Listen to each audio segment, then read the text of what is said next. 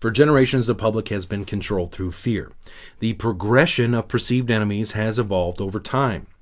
We were once told that our enemies were nation-states and we had to duck and cover because the enemy could strike with great devastation at a moment's notice. Now, while this outside threat used to instill fear and bolster the military-industrial complex was very effective, this enemy could only last so long and was merely a stepping stone. The fear of an outside threat later evolved to terrorists who had no borders. This justified military expansionism globally. While these military campaigns were often celebrated with the removal of terrorist leaders, the wars continued as the threat of terror only escalated, and the terrorist leaders were quickly replaced by new villains. We were told they hate us because we're free. And gradually we became less free, as the government erected a police state and a surveillance state to protect us from the very terror threat they created. Within weeks of 9/11, the Patriot Act was passed in the U.S. with no congressional debate. It allowed unprecedented surveillance with minimal oversight over American citizens. The alternative the government suggested was responsibility for another terrorist attack. Terror, terrorist, terrorism, terror, terror, terror, terror, terrorist, terrorist, terrorist, terror organization, terrorist attacks, terror, terrorism, terrorist network, terrorist attacks, terrorist group. Terrorists, terrorist, terror, terror, terrorist, terrorist, terrorists, instruments of terror, a terror network, terror cells, terrorists, terrorizing terror and murder, terrorism, terrorists, or terrorists, a tool of terror and torture. Now we are told the enemy is invisible yet everywhere. We are told our way of life will never be the same, much like we heard in the aftermath of 9/11, and boy, were they right. The public has been conditioned to live in a state of fear.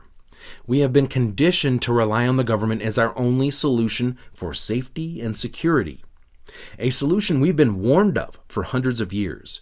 Those who would give up essential liberty to purchase a little temporary safety deserve neither liberty nor safety.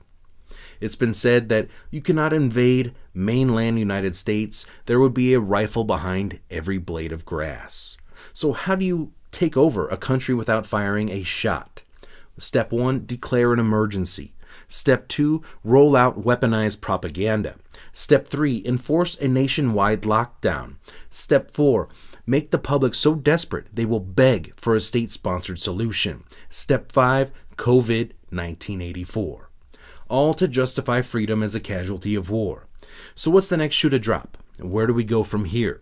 Now, I've been saying for a few months now that we are due for a false flag, and the response has been that either people agree or people are accusing me of being a fearmonger, that I profit from this crisis. I profit financially from this in no way, shape, or form at all whatsoever. Or people say that we're already in a false flag right now. We're experiencing a false flag right now. Now, while this may be true, we must recognize that the stage is set, and the need for another event may be presenting itself as more and more people grow tired of the lockdowns, as more and more people begin to resist. Now, I'm just saying it may be time for the people to be reminded just how much they need the government to protect them in this global crisis, right? The people may need to be reminded how much they need to obey, how they need to stay in line, stay in lockdown, get back inside. Now, the mainstream media has quietly been injecting this train of thought into the discussion by saying that terrorists and or neo-Nazis could use this crisis as an opportunity to carry out an attack. Now, I'm not saying that this is going to happen 100%, but based on history, it is a real possibility, and 9/11 is the perfect example. While the rubble of the Twin Towers was still smoldering, they were actively trying to rush the Patriot Act through, and they were met with resistance. Well, how did they respond to that resistance? With an anthrax attack, a bio-warfare attack. And they didn't have to kill thousands of people. Fear alone was enough to sell it. So here we are now. People are beginning to resist. The media has injected the idea that terrorists could launch a bio attack during this crisis, and now Bill Gates has come out and said the exact same thing. He said right now we are in phase 1, and phase 2 is a terrorist bio attack. I've never been one to tell people what to think, and I'm not about to start right now, but I would not be surprised if alarm bells are going off in your head right now. And one day, I won't be surprised if I have to refer back to this report and others that I've done recently where these concerns were raised. Now, why is this important? For the same reason that it's important to note that Bill Gates, the Johns Hopkins Center, and the United Nations, both of which Gates funds extensively, ran a pandemic exercise on the exact same day that the World Military Games were holding their opening ceremonies in Wuhan, China, ground zero, simulating a global coronavirus pandemic. This is important for the same reason that it's important to point out that Bill Gates also almost prophetically warned of this exact same scenario taking place of a global health pandemic during a TED Talk in 2015.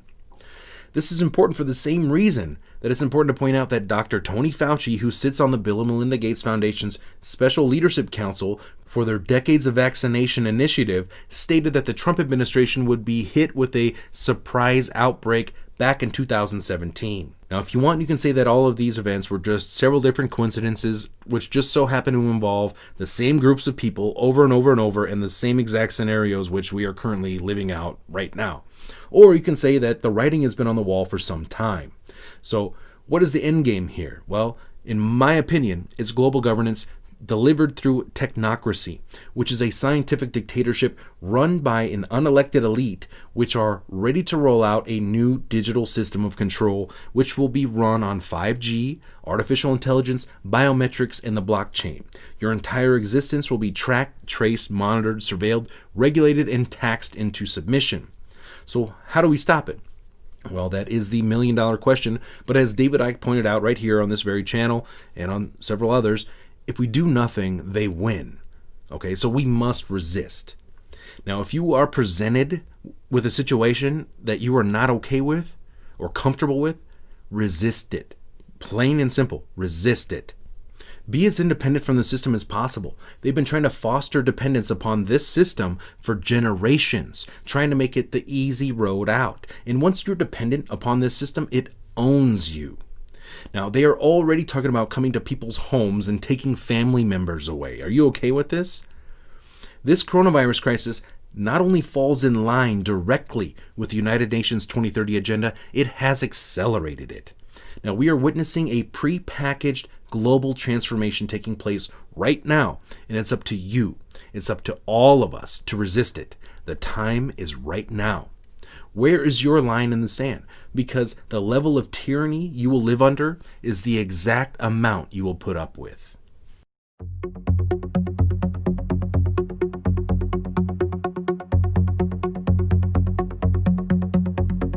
Well, the idea of a bioterrorist attack is kind of the nightmare scenario.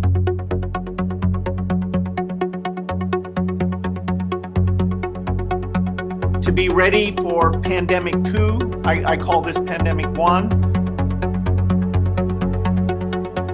The idea of a bioterrorist attack is kind of the nightmare scenario. To be ready for pandemic 2, I call this pandemic 1.